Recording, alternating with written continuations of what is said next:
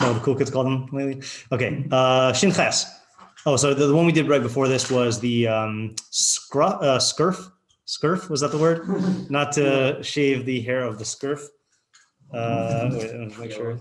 Yeah. Skull, sorry, skull, and then the definition of skull was scurf. Right. Yeah. Not being confused with scruff, even though those are both hair-related words, I guess. Okay. 308. Shelo litlosh simane taras. Not to, I guess, uproot. Yeah. Uproot the signs of Sarash. Be careful regarding the neg hatras. Yeah, I guess I didn't know that was the way that the Isser was phrased. I knew you're not allowed to do it, but I didn't know that it's weird there's two certain. Yeah. This is also, I mean, Hishamer sounds more like an essay, doesn't it? No, Hishamer is that's one of the words? I thought it was just. Oh. Okay, so I guess I did need to do that. Do you remember how how the Isser of refraining from lending to unequal? Yes, I can't believe it slipped my mind. Shin tet is shelo la'avod v'lizra b'nachal esan. Shene amar asher lo ye'avid v'lo v'lizra. So this is the egla arufa, right? What? Doesn't this have to do with the egla arufa? Right. I mean, it's not to work and to plant in a flowing river. Yeah, so it says plowing a valley in which the rite of egla arufa has been performed. Yeah, so meaning after you do it, you can't plow on that afterwards. Okay, that's not one that I would have thought. 310. Shlo yischayev chasan. Wait, sorry. What was the connection between the egla arufa thing and the saras? Was there anything there? I don't think so. I don't think so either, right? Except the vague connection that Matzorah is like a dead person, and the dead. But I don't think he's going that far. That's like Rabbeinu Yonah being Dorsh Smuchin in Mishlei type of like stretching, reaching. Shintes Shlo Lav. Sorry, I just read that. Shin Yud Shlo Yischayev Chasan B'Davar Yitzarche Rabim Kol Shanasa. Okay, that also does not seem to be connected to the egla arufa. Except they say that when you get married, it's like all right. So he's not Chasan shouldn't be chayav in anything that's sarchei rabim for his entire first year. Kagon tzava u'shmir sachoma v'kiyot v'hen, like the army or guarding the walls or other things like that. Shemar, as it says, lo yitzei b'tzavav lo yavor alav the whole davar. He shouldn't serve in the army. He shouldn't yavor alav. Shouldn't be passed over him for anything. See, so this is another one that I knew that he can't serve in the army, but I didn't know what the category was of other stuff he can't do. So I didn't know it was Tzorchei Rabim. It's interesting that like you would think it would be formulated as like a heter and not do it. It's like an issue. Right, because there was the assay that he has to be misameach his kala, and I think this is the. I don't even know if that assay has a positive manifestation other than this. Like I don't think he had. I'm not aware of him having to like do any specific actions, you know? Right. Yeah, it's interesting though. Okay, Shin Yud Aleph. Yeah, we got a real mixed bag in these ones, right? Shlo l'chayos mechasheth, not to allow a. Interesting, he puts it as mechasheth, male, right? Shneimar mechasheth lo sachayeh, right? Because that's the whole thing of the Torah. I mean, the Isser is on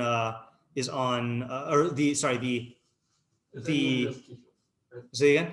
Anyone who does kishuf. Anyone who does kishuf, right? And they say that the Torah B'chsav puts it in terms of the female because it's more common for women, but it's interesting that he changes it. Yeah. You know, I guess it's more precise. Yeah, but the abstract is mekashi, not. Yeah. Not. Male. Yeah, is that how you? Not warlock. Yeah. It's also interesting that there is a law to let them be alive.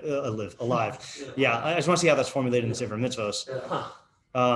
She's around mihachios hamachashiv v'hu amru machashiv lochschaya ukshenimcho lo anachnu ovrim al mitzvos losase. When we pardon him, then we're chayev on the mitzvos losase. Lo shabatanu bo mitzvos losase lavad v'yihye kilu mechalnu le'acham mchuyav mitzvos based in what? So it's not just that we are mavatal mitzvos losase. As in the case when we're mochel on one of the other mechuyav mitzvos based in, you could do that. You could be mochel on mechuyav mitzvos based in. What? That doesn't make sense to me. What does he mean then? Unless he means you can't do that, but if you did that, then you wouldn't be chayav. You wouldn't be over naseh. Let me just see how it says this here. Yeah, why is there a specific answer for this one?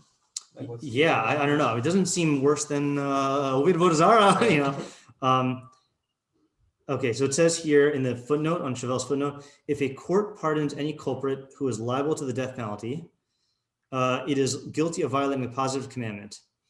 And in the case of a sorcerer, it is also liable for the violation of a negative commandment now under consideration. So it says see positive commandments 226 through 229. I didn't bring that volume, but I didn't think you could do that. Could you just pardon someone's chayav misa? You might be chayav to. Well, you are definitely a chayav to do the misa. Yeah, it's one of the four mitzvos. Yeah, I don't know. All right, next, shelo lahamros al pi beis din. Shneimar lo sasur mikol hadavar asher yagidu lecha. So not to. I don't know why it says al pi. I would guess that this is translated as not to rebel against the word of beis din. Hamros al pi, not to differ from traditional authorities, is how they translate it. As it says, do not deviate from anything that they tell you.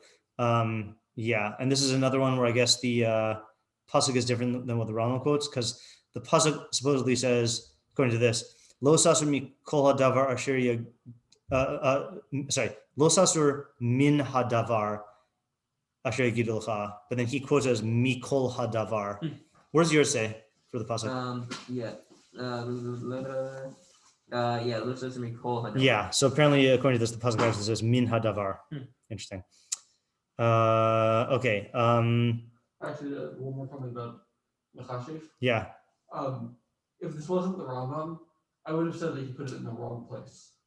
Yeah, definitely. Yeah, because they talked about, like, there was an issue of Kishav, but now he's putting this. Right. Yeah. I could think of several other places. Yeah. Well, there no, or what is there? What was that? It's down to the courts. Right. Yeah. There's other court stuff. Like. Yeah. We had other court stuff earlier, didn't we? Yeah. Like the. Right. I mean, it is interesting because that was more like how judges should conduct themselves, and this seems to be the entity of the court, like as a whole, right? That's lo sasur mikol hadavar asher yagidu lecha small. That's not like in relation to a dayan specifically. That's like the entity of the Sanhedrin. Mm-hmm. Yeah, it is interesting though that it's there still. I still I would put it in. I see that. I can see that. Okay, next is 313 shelo lahosif al mitzvos haTorah. Not to add on to the mitzvahs of the Torah. Bein Torah b'ksav, bein Torah b'ferusha shekiblu al peh. So neither in the Torah b'ksav or in the that which was explained, that was received orally. Shneimar es kol hadavar asher anochi mitzaveh eschem osos ishmur lasos lo sosef alav. Everything that I command you that you shall keep to do not add upon it. Right. So this is like the Rambam Shita that it's Isser on beis din, right? Not like if you that's like the essential Isser, not if you like add a fifth box to your tefillin. 314 slowly grow mikol mitzvos Torah, not to subtract from any of the mitzvahs of the Torah. Shneimar v'lo sigra mimenu, do not detract from it. This is an issue that people have nowadays. Yes, although not according to the Rambam, right? Yeah. Meaning that Isaac's joke was people are like not acknowledging that certain things are mitzvahs, but I think he means the Rambam means like basically like uproots a mitzvah from the Torah. Yeah. 315 shlo lekalel hadayan shneimar Elohim lo sekalel, right? So that we had before. Don't curse a judge. 316 shlo lekalel hanasi. Forgot that that's a separate lav. Yeah. V'hu hamelech o rosh yeshivas Eretz Yisrael. Shneimar v'nasi v'amcha lo sa'or. Ooh, people would be over on that one on election day if there was a nasi. I mean, is rosh yeshivas Eretz Yisrael, right? So is it davka those two, or is it like any? Is it melech Eretz Yisrael and rosh yeshivas? Yeah. That's how he says it here. I just want to look at the Sefer Mitzvos for that one. 315. My question is it any melech or is it melech Eretz Yisrael? That's a good question. Right, because he doesn't say Melech Yisrael. Yeah. So let's see. He's heard Rami Lakalaha Nasi, Bhu Amro Nasi Amcha Lo Saor. So the pasuk makes it sound like it's in your people, right? V'zeh Hashem wrote to Lamar Nasi Yismehu Akazav Al Hamelach Asher Lo Hamimshala Amar Asher Nasi Yechata. Okay, fine. So Nasi is on a melech who has dominion, as it says when a Nasi will sin. So the Chachamim said it applies definitively to the Rosh Yeshiva of the 70 Zakenim. Uv'chol Talmud of Mishneh Yomru Nasim ve'avos beistin. Uvilashonam Nasi shemacha al kvodo kvodo machul v'hamelech shemacha al kvodo ein kvodo machul. Okay, v'da shezeh halav hu kolo gamkin hanasi im hamelech ki inyan lav zeh shehu masir shelo l'kal kol mi sheyesh lo memshala letzavos v'hu b'malach ha'elyona b'malach ha'elyona. So this. They're in one lav because the lav includes anyone who has dominion to command, and he is on the upper level. Bein shaiza shiltonis otorius, whether it is like, I guess shiltonis is like governmental or Torah-y. Rosh hayeshiva v'zehamu and midin mitzvos. So it sounds like it's dafka those two, and sounds like it's only over the Jewish people, or a Jewish king, I guess. I would think. Meaning, like if you had a situation, let's say, Nebuchadnezzar ruling over Eretz Yisrael, I don't think it would apply to him. All right, 317. Shelo l'kalel echad mishar Yisrael, not to curse any one of the rest of Israel. Shneimar lo l'kalel cheresh. So we need not be over this if we not be over this if you curse that or not. Probably twice. I would assume twice also. Yeah. So weird. Yeah. And I guess if you did it on the it's when he said that is true. That is true. Let me see. I was gonna say, because if you cursed let's put it this way: if you curse a Nasi, I bet you're over that and the Dayan one, right? Yeah. So at least in principle, it seems like this is a long Sefer Mitzvos one. I'm gonna read it in English. Sure. Yeah. He says it says. By this prohibition, we are forbidden to curse any Israelite. It is contained in the words. Oh, did I not read the pasuk? Los kol cheresh. Don't curse a deaf person, right? So that's the thing. It says, I will now explain the meaning of the term cheresh. When a person is moved, this is a great Sefer Mitzvos to know, by the way. This is a good one. I've given shiurim just on this one thing.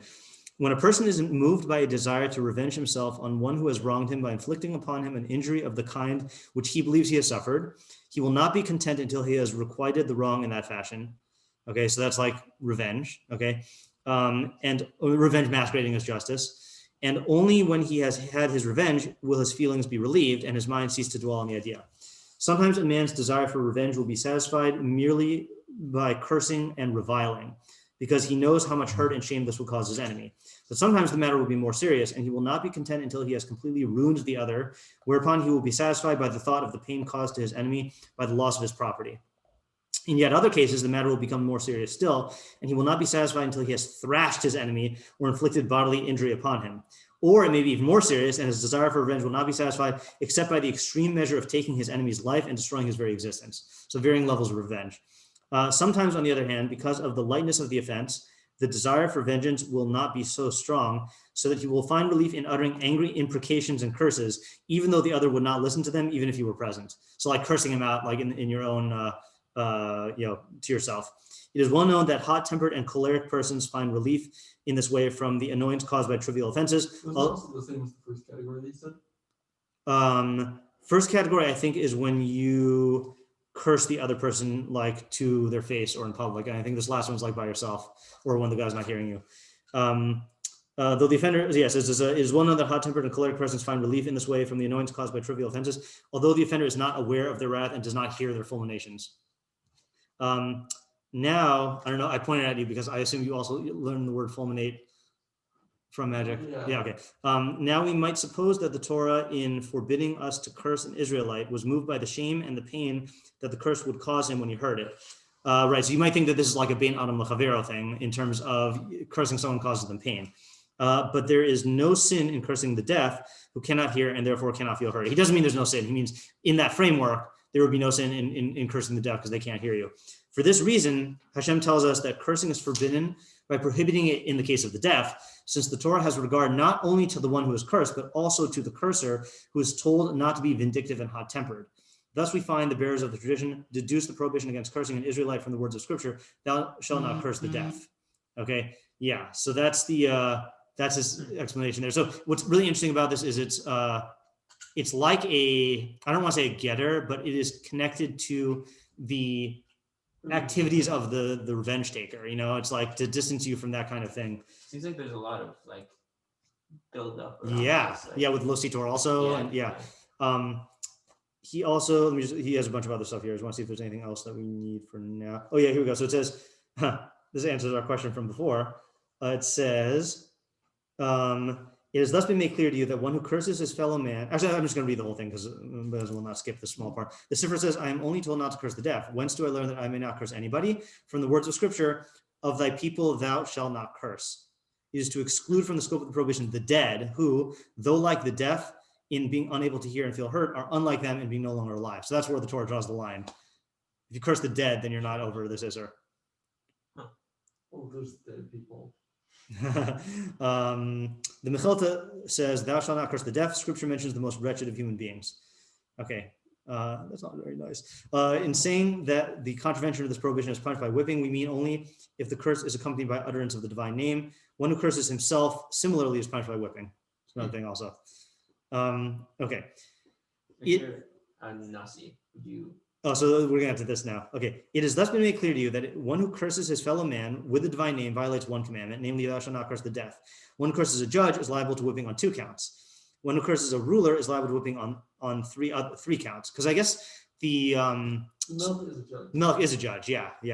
The Mechilta says, when scripture says, nor shalt thou curse a ruler of thy people, I interpret it to mean both a ruler and a judge.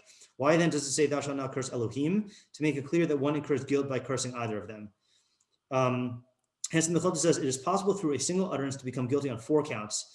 Okay, because we haven't gotten to the last one yet. You know, the last one is? Parents, yeah. A son of a ruler who curses his father is guilty on 4 counts. For cursing his father, cursing a judge, cursing a ruler, and for cursing an Israelite. Boom. Nice. Yeah, that's a doozy.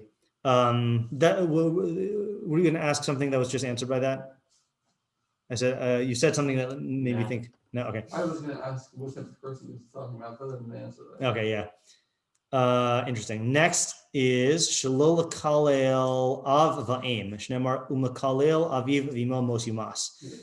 Yeah, I think it was put in this order because the next one's also about Avim. And so that's why it comes after Shari. So. Right. Ooh, and if you see, we'll see the one after that. Shalol Hakos Avaim, not to strike your father and mother. Shnemar Umake Aviv Imo Mos Yumas. When it strikes his father and mother will die. And Shalol Las is Malacha B'Shabbos.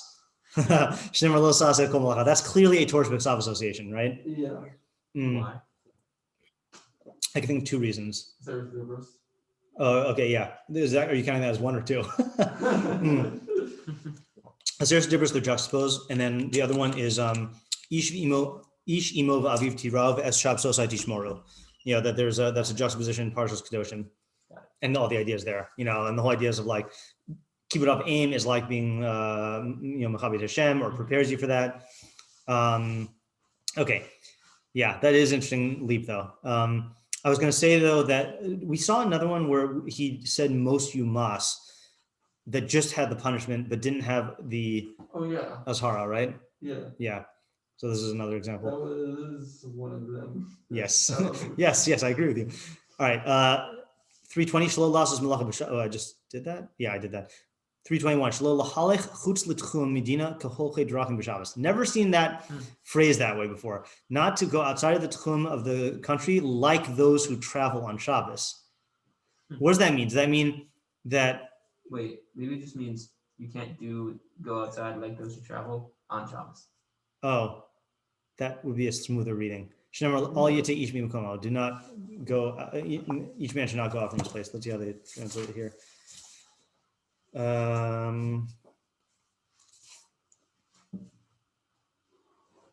Oh, this is not a. I forgot. This is a Sefer Mitzvos. He's not going to say it in the same way. Let me just see how he does it in the Hebrew. What number was that? 21. Mm-hmm. Yeah. 321. 321, yeah. Shlo lahala chutz l'tchum hamidiyim b'Shabbos. No, there he just says not to go out of the tchum of the Midian Shabbos. Oh, this is, I forgot that there's English translation here. It's a bad one though, right? We established not to travel on the Sabbath outside the limits of one's place of residence. That's a horrible translation. Yeah. Okay, fine. Just ignore that. Yeah, it's a parish. It's not a Yeah. translation. 322. Shlo la'anosh b'Shabbos, not to punish on Shabbos. Shneimar lo savaru eish b'chol moshvosechem. Oh my gosh, is the H of Srefa? I guess I never knew that. Whoa. That's always like held up as one of the psukim where, like, that there are only two malachos mentioned. Right. Right. Yeah. Explicitly. Yeah. It's the month of Havara for doing Srefa. Yeah. That's strange. Okay. 323. Shelo lasos malacha b'rishon shel Pesach. Shneimar kol malacha lo ye'ase behem. 324. Shelo lasos malacha b'shvi shel Pesach. Shneimar bo kol malacha lo ye'ase behem. See, that always bothered me also because this does not say malachas avoda in the psukim, and clearly we hold it's only malachas avoda that's aser. Right. 325. Shelo lasos malacha b'chag hashavuos. Shneimar bo kol malachas avoda los asu. 326. Shelo lasos malacha be'echad l'chodesh hashvi'i. Shneimar bo kol malachas avoda los asu. I wonder if this is one from their Shabbat. Yeah, it could be. Oh, it is. Like at Sarah's, it's ours. Yeah, I'm not sure which route. The avoda aspect or something. Yeah. 327. Shelo lasos malacha b'yom kippurim. Shneimar bo v'chol malacha lo ta'asu. Any malacha you shall not do. Then 328. Shelo lasos malacha b'rishon shel chag. Shneimar kol malachas avoda los asu. 329. Shelo lasos malacha b'yom hashemini shel chag. Shneimar bo kol malachas avoda los asu. Okay. Then boom, seemingly a jump. Arayos. I'm kind of shocked that both these Moadim and Arayos are so late on the list. Yeah. Definitely. I kind of think of them as like, not that it's in order of importance, but Yeah, but they're like some of the first ones that you think of. Yeah. Interesting. There's like Avodah Zarah, there's killing. Yeah. And there's like, then there's like Shabbos. Right. And that's like, And he kind of had an opportunity there. I mean, maybe would have broken another chain, but maybe put avoda by either the Avodah Zarah stuff because of Ma'aser Eretz Mitzrayim, or by the Ma'achal Asura stuff because in Sefer Kedusha. But if he's starting a new category totally here, which it seems like he's doing, doesn't really seem like, except in the vague sense of Kedusha, but it's like a different kind of Kedusha, yeah. I'm just trying to think if in any of the Parshios, do we even connect the Moadim and the Arayos? I don't think so offhand. Can you think of me? No. Yeah. No. Alrighty. Okay. Here we go. How many Arayos are there? I forgot. It's like 29. I guess we'll count. Yeah. Okay. Shelo legalos ervas aim, not to have giluras with your mother. She is your mother. You shall not reveal her nakedness. 331. Shelo legalos ervas eishes av, not to have gilu erva with the wife of your father. Shnamar ervas eishes avicha lo segale. 332. Shelo legalos ervas achos, not to gilu ervas with your sister. I believe these are not in the order of the psukim, by the way. And I also don't even know if they're in the. Oh yeah. Yeah. Okay, so maybe they are. Okay. Shelo legalos ervas achos shnemar ervas achos chalos galeh. 33. 333. Shelo legalos ervas achosa min ha'av u min ha'em. What? So does that shnemar ervas bas eshes avicha moledas avicha achosacha hi los galeh ervas? Wait. So what's the difference between these two? Is meaning full sister and sister from either one.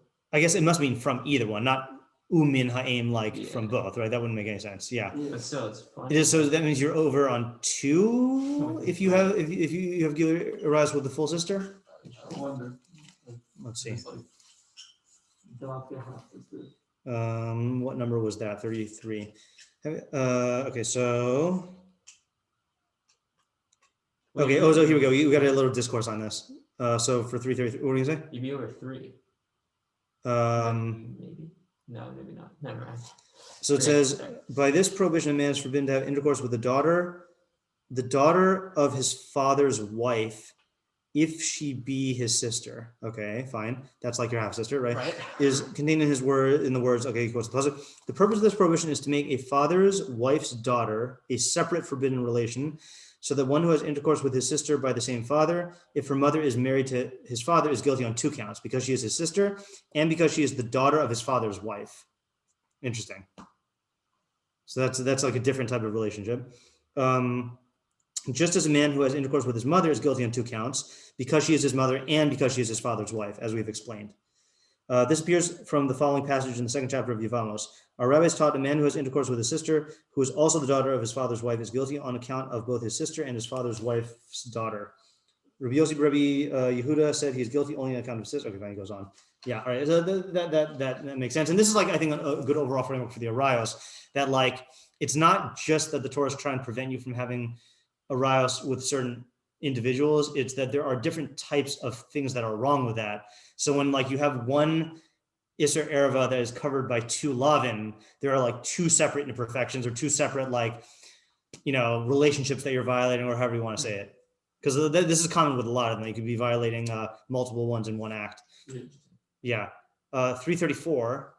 Wait, I mean, if I had to guess, it seems like the second one is more like a slight against your father. Yes, I would guess that also, right? It's like that's like in the incident with Reuven and Bilhah, right? Of like moving, when he moved Leah's bed into his father's tent, that was like a violation of his father's like marital life, right? Okay, Shin Lamed Daled, Shlo Legalos Ervas Bas Haben. So your granddaughter through your son. Shnemar Ervas Bas Bincha. Then 335, Shlo Legalos Ervas Bas Habas, your granddaughter through your daughter. Shnemar Obas Bitcha Los Gal Ervasan. 336, Shlo Legalos Ervas Habas. This is the one that is the exception, right? In terms of he addresses it right now, right? So not have Gilui Raz with your daughter. V'lama nis parsha b'Torah. Why is this not explicitly stated in the Torah? Mipnei she'asar bas habas shasak min habas. So since it said the daughter of the daughter, then it was silent about the daughter. And mipia shmuel lamdu she'isar habas migufe Torah keshar arayos. So like even though it's inferred, it's learned out mipia shmua that it is equal to the other arayos. Why is that inferred? Because it doesn't say, there's no puzzle that says right. No, so I'm saying if you say granddaughter, why does that infer daughter? Oh, I think because there's this whole notion of like the tree and the branches. That's the terminology that they use, is like if it's usher to like mess with like the further off branches, then certainly like the ikar branch. I mean, it's a legitimate question, but that's the way that they explain it. I thought we don't kill people based on something. I thought so also. I mean, unless this thing of saying that it's like Gufei Torah puts it into that category. It's just a very weird law where there's no pasuk about it that specifies that, especially one that's Chai Misa. Yeah. All right. 337. Shlo legalos ervas isha ubita. Shnemar ervas isha ubita losogale. So that's having bia with a woman and her daughter. 338, Shlo legalos ervas isha ubas bena, with a woman and her granddaughter through her son. Shnemar es bas bena. 339, Shlo legalos ervas isha ubas bita, with a woman and her granddaughter through her daughter. Shnemar es bas bita losikach. 340, Shlo legalos ervas achos ha'av, your father's sister. Shnemar ervas achos avicha losogale. 41. Shlo legalos ervas achos ha'im, your mother's sister. Shnemar ervas achos imcha losogale. Is this your mother's and father's sister paternally or maternally? Like, does it matter? I don't know either. Meaning, like, if your father has a sister through his father, but not through his mother. They're all sisters. Right? They're all sisters. Okay. Well, we did have a difference. Yeah, we had a difference before, right? Yeah. Right. Yeah. Okay. 342. Shlo legalos ervas eishis achi ha'av. So your uncle's wife, right? Your father's brother's wife. Shnemar el ishto lo sikrav dodasachahi. 343. Shlo legalos ervas eshes haben, your son's wife. Shnemar ervas kalas galas gale. Yeah. 344. Shlo legalos ervas eshes ach, your brother's wife. Shnemar ervas eshes achicha los gale. 344. 45. Shlo legalos ervas achos isha, your wife's sister. Shnemar of isha el achosat los ikach. 346. Shlo legalos ervas nida. There you go. That's smack dab in the middle there. Okay. It's actually at the end of the familial list. Yeah. Shnemar el isha benidas. It's actually not though. I don't think there's going to be a couple more, but you can categorize them differently. El isha benidas tumasal losikrav. A woman in her tumas nida you cannot approach. It's interesting that it uses the term losikrav, right? As opposed to los segale ervasa. Something went like weird in my mind when he phrased it as galas ervas nida. You don't usually hear that term gili erva by nida, you know. Shin mem zayin shalol galas ervas eshes ish. So adultery, right? Another man's wife. Shnemar eshes amisra lo sitin shechav tchal lazara. To the wife of your people, a member of your people, do not give to lie down lazara. Okay, fine. 348. Shalolishkav im behema. Bestiality. Shnemar uvchol behema lo sitin shechav tchal latama ava. 349. Shalo tavi isha behema aleha. So female participating in bestiality. Shnemar isha lo sama lifnei behema lirivah. Decision that the other ones, there wasn't like parallel. Yeah, so the way it works with the other ones is that it's a isser for the shochev and the nishkav, but you're saying that there's no separate lav for that one. Right. I guess yeah. Here, because there, right. It's both the man and the woman participating, and it's just phrased in the form of the man. I see. So me, right? Okay. Here, it's a different actor. Got it. If I had to guess, though, why there's a separate lav for this one, and this is just a guess. I'm guessing someone says this, I think this is an Avodah Zarah thing, because I think in Avodah Zarah things, then they'd have stuff involving women and like bestiality, and like that was its own category. That'd be my guess, but I don't know for sure. Shin nun shlo lishkav im zechur, not to have relations with a male. Shnemar as zachar lo tishkav. Okay, then here's the other relatives. Shlo legalis ervas ha'av atzmo. So this is machlokas rishonim, that when the pasuk says shnemar ervas avicha losagale ervas avicha. So I think there's the shita that everyone's familiar with in Rashi is it means your father's wife, but Rambam learns it's a separate isser on mishkav zachar with your father. And then one more exception, or one more case like that. Shinun beis shlo legalos ervas achi ha'av atzmo. So your uncle, your father's brother himself. Shnemar ervas achi avicha losagale. So obviously you'd be over two lavin for either of those, mishkav zachar and the particular, you know. So those other relations, but I said that I think it's classified here because it's like unnatural, you know. Yeah. Those are 23. So 23 is already right. Oh, okay. Thanks. Yeah. Yeah. Wait, including Nida? Including Nida, Shin nun beis shlo legalos. Oh, sorry, I just read that. Shin nun gimel, right? Yeah. This is one. I'll tell you that my mnemonic for this one also. Shlo likrav la rayas b'dvarim hamavim l'dei gilei erva. Not to approach, literally to approach a rayos in matters that bring you to gilui erva. Kagon chibuk v'nishuk uremiza ukfitza. Like hugging, kissing, like winking and jumping. I don't know what's kfitza. That's what literally kfitza means, right? Like doing jumping jacks? Is that like? Yeah, let me see what they say here. It wouldn't be here. All right, I'll look in the bad translation first. 353. Skipping, yeah. Well, that inappropriate skipping, you know. El kol she'er b'saro lo sikruva legalos erva. To anyone who is a relative of your flesh, however you want to translate she'er lo sikruva legalos erva. Do not come close to revealing nakedness.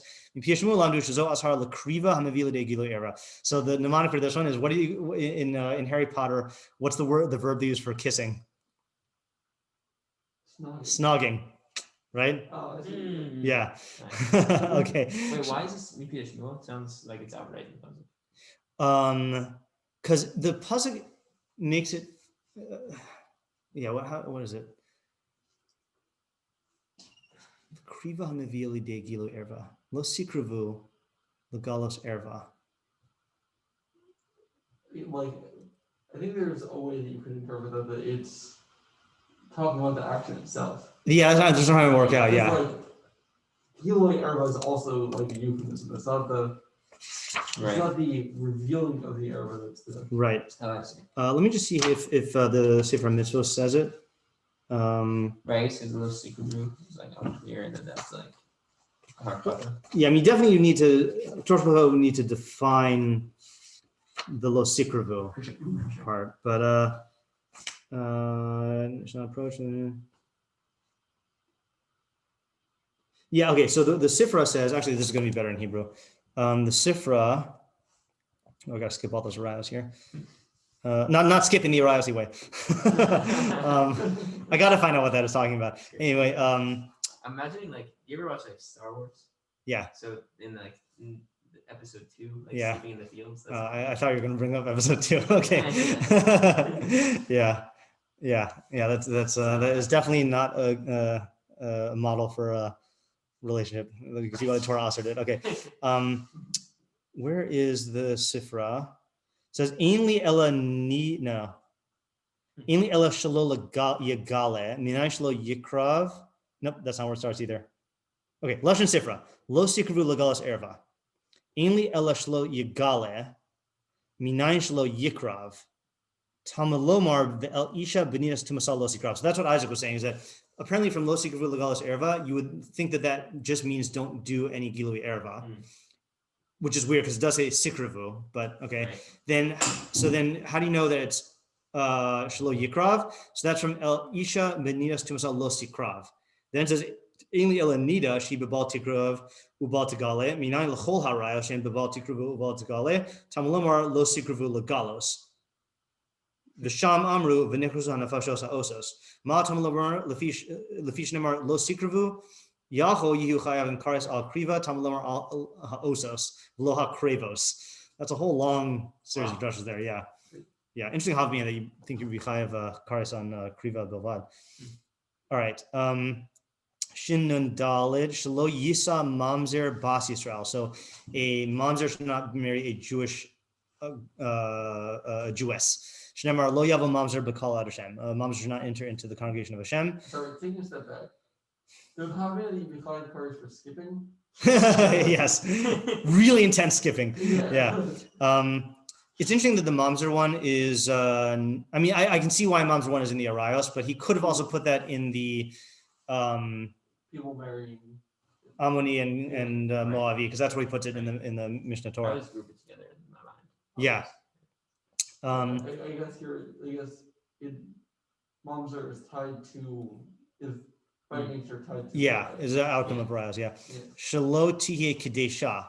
That not to be a kadesha, v'hi haniv elas below ksuba v'kedushin, which halachically is defined as someone who has bia without ksuba and kedushin. Shnemar lo sihi kadesha. There should not be a kadesha.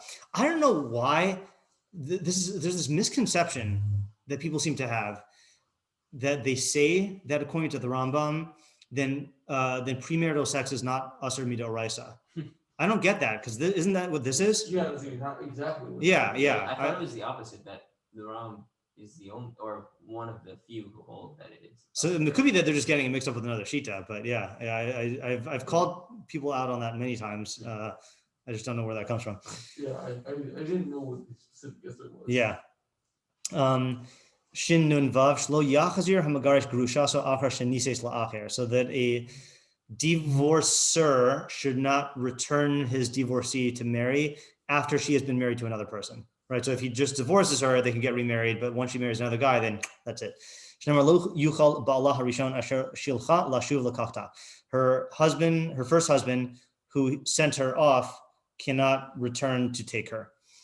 Shin zayin shelo tinase hayavama la'acher chutz miyavama. I did not know that this was a lav. That the yavama. Oh, I did know that from what's his name, Yehuda and Tamar. Even though that's not like obviously, technically Yibum, but like the precursor, right? That the Yavama cannot marry anyone other than her her guy, right? Because that's why she was like she was stuck, right? She couldn't marry. Her future levirate espousal. Yes. Yeah. Oh, we got to look and see. Maybe we'll learn a new word. Her scurfer? No. Wait. She can't marry someone else other than without Chalitza, I think that's gonna. Yeah. When she still has she's still a Yibum person. Oh, okay. Yeah, having intercourse with a woman subject to levirate marriage. Oh, there's no new term. Cheap. Okay, what's the point of having words if you can't make new ones? Shin nun ches shlo yigarish ha'onis anusasa. The rapist cannot divorce his rape victim. Shnemar lo yuchal l'shalcha kol yamav. He cannot send her off all of his days. Shin nun tes shlo yigarish motzi shemra as ishta. The motzi shemra, the slanderer, cannot divorce his wife. Shnemar, but we had it on say for this one also, right? Lo yuchal l'shalcha kol yamav. He cannot send her off all of his days. Shin samech shlo yikach saris bas Yisrael. So a saris here meaning someone who has mutilated reproductive organs cannot marry a bas Yisrael. Shnemar yavo lo yavo pitzua daka. That's crushed testicles, right? Cannot come into the is it yavo b'kahal, I think. 361 lasaris zahar mikol haminin, not to mutilate the genitalia of any male of any species. Lo adam lo behema chayav oath. Neither man nor animal nor wild animal nor bird. Shnemar of artzchem lo sasu. You cannot do so in your land. Oh, is that is that? No. I'm curious. You got me curious now. I mean, it is weird that it says artzchem, right? Right. Let me look in the Sefer Mitzvos. Well, no, but I guess the Rambam is learning that as a more expansive thing, as a reboy, not a mute. As a reboy. So what's like it being marbe? All the animals. Wait, what was the original pasuk? Lo, artzchem lo sasu. Yeah. Oh, we don't really know what the verb. Let me look at the pasuk first of all. Yeah, umauch v'chasus v'nasuk v'charus lo sakrivu l'Hashem uv'artzchem lo sasu. I mean, it definitely is worded like a reboy. So in the Sefer HaMitzvos, he says, okay, in the chapter of Shmona Shratzim, okay, fine.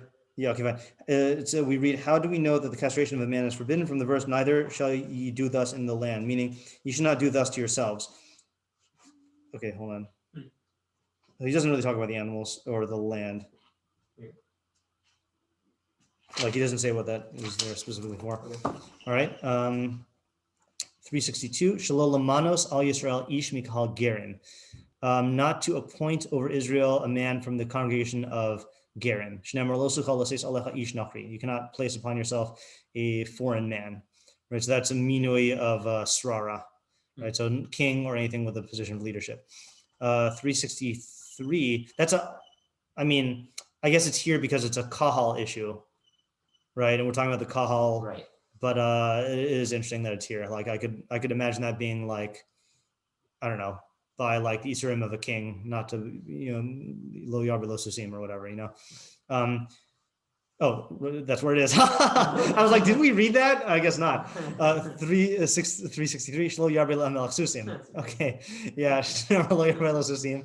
I was just machavin. 364. Shlo yarbe melech nashim, that he shouldn't take excessive wives. Shnemar lo yarbe lo nashim, and then shlo yarbe lo kesef v'zahav. Shnemar v'kesef v'zahav lo yarbe lo ma'od. Not to increase silver and gold because it says you don't have a lot. That's it. Yeah, done with the los hases, done with the taryag. We got some busha along the way, a healthy amount, a little each day. Yeah. I was gonna before I was thinking about bringing this up, but I want to make sure we got through all of them first. I was trying to think about how this is Bekius here. Okay, and I was thinking, what is your in your mind? What's the purpose of Bekius or purposes of Bekius? And I know that it differs slightly depending on what you're doing Bekius in. So let's just say in halacha, Gemara, Torah Shabbat Peh, like those things. Bekius I feel like in Torah Shabbat is another thing. So what would you say the purposes are? One, to learn how to read them, I guess. It's when you're starting out, I guess. Yeah. I feel like that's definitely true. I feel like that has risen to a primary purpose in foreign land where people don't speak the language.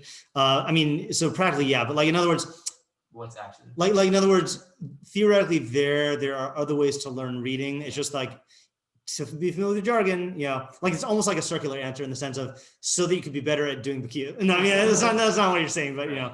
I have a particular issue about this. Oh. Yeah. So the first is that what people like. Is it how people relate to Bekius as in the primary sense? I think that's very detrimental. Detrimental. Yeah. What's the detriment? The detriment is that people say by narrowing it down to that is a benefit of it, but because people look at it as the primary thing, they say, if I to the extent that I want to do this, I'm going to do Bekius, and to the extent that I don't, not going to do Bekius. Right. But I think what the main benefit of Bekius is basic familiarity and knowledge of the subject. Familiarity and knowledge of the subject. So can we break that down to further categories? Because I agree with that statement. But let's say distinguishing that from knowledge of learning Eon. Well, this is just getting more facts. Right. So one is getting more facts, right? I think that's people have that awareness of Bekius. There's another way I would put it, which is I think this is Rav Pesach's lashon when I was in yeshiva and we asked him about Bekius. I don't remember specifically though because it was a long time ago, but being familiar with the contours of the sugya or the categories of the sugya, which is a type of factual knowledge, but I feel like the thing you're getting from it is not just facts. You're carving out space for the territory of the sugya in your mind. Right. It's like a flyover, like if you do a flyover of a certain unexplored territory, then that better equips you when you're on the ground to go through the area, Yeah. Is that what you were? Yeah. That's a good way of expressing it. Yeah. And so what I was thinking about, the reason why I was thinking about this is again,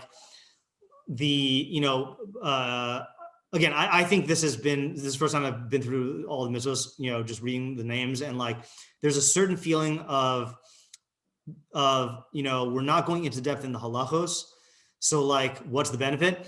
But definitely now having a flyover of Taryag Mitzvos is just really interesting, just to see all the categories and the clusters and I don't know, it's just can't quite put it into words, but it's something that I guess the thing I'm trying to say is let's say the example you pointed about learning how to read, right? So there are ways to learn how to read other than doing Bekius, okay? Right. Or let's say getting facts.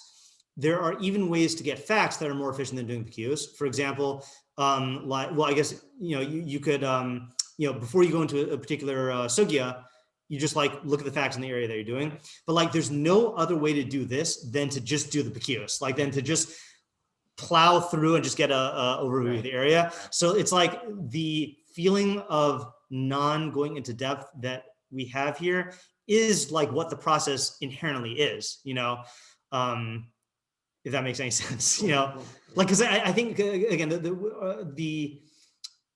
I don't know, I doubt it is just our yeshiva, but I'm just using our yeshiva because I'm familiar with it. There's always been a history of people who I think this is what you were saying, who can read and they're interested in svara, and therefore they don't do Bekius in other areas, and I think part of the resistance to doing it is because it's not the level of depth and excitement and creativity that they enjoy in learning, but there's no way to substitute for that other than doing the Bekius, superficial level going through, Yeah. I think I have two types of things that applies to. Yeah. Probably more. Learning about an area that you don't know anything about. Yeah. If let's say I was learning about in Bekius, I was learning about the era for a monthly. Yeah. So I like kind of knew that there was a thing with Lechi and Torah, but I had no idea what that meant or what a mavoi really is, or like what defines it as a mavoi as opposed to something else. Yeah. And now that I've done it in Bekius, I have like a much better sense of the area as like an area. Right. And the second type of thing is areas that you just don't know exist. Yeah. Like a lot of the stuff here, yeah. Because you can't, like, even if you say, oh, like with those things, just then when I decide to go into depth into Mopole, I'll do that. Yeah. But you feel like you can't think of doing something that you don't know. Yeah, right. Yeah, you have to see it first to know it exists. The other thing also I was going to say is that, like, since this is a Rambam Bekius, there's also like there's advantages and disadvantages of Rambam Bekius versus Talmud Bekius, because Talmud Bekius you get, clearly there's the benefit in the Shachla V'Tarya and knowing what was brought up as possibilities and what was not, or like what kinds of questions occur in the sugya.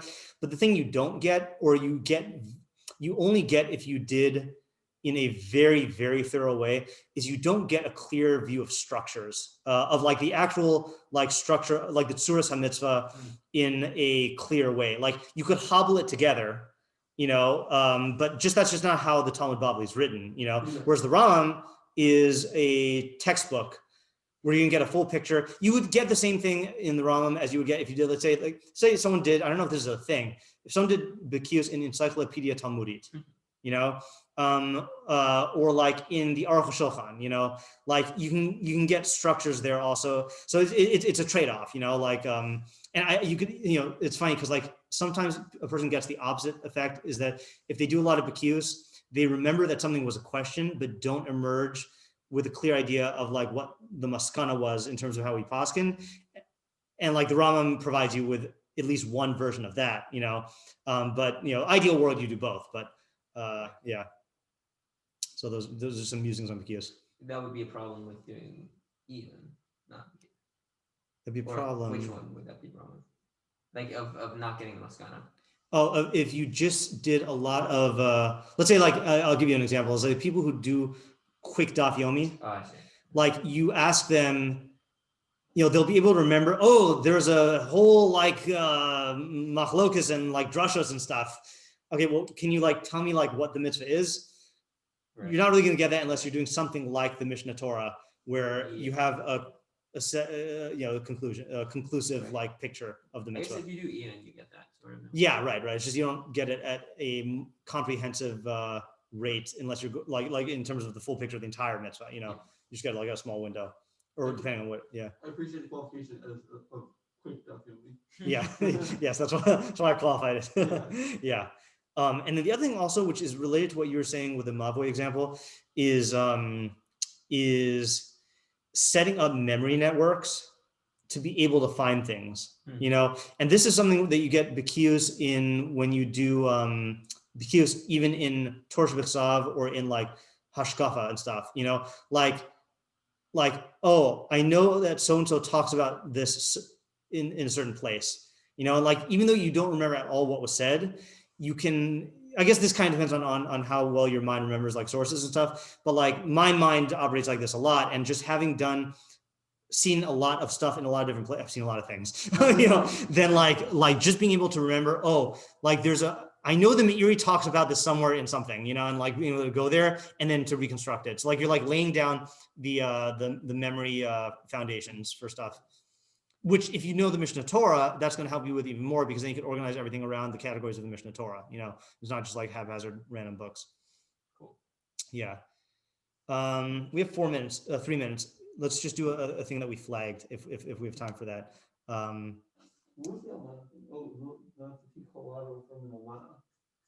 Was that one of them? Yeah, that was one of the that we flagged. Oh, okay. I was trying to remember what the Isser that was specific to an Almana was. Okay, so the first one we flagged in the Los Essays was 66. Oh, did we not? Were there a bunch of essays that we didn't go back to? Oh, yeah. Okay, so.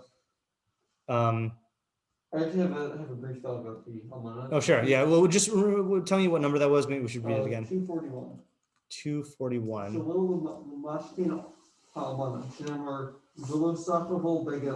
Right, and that meant practically that the thing that you take from, meaning is you can't take it collateral from an almana. at all, period. Period. Okay, yeah. What's your thought?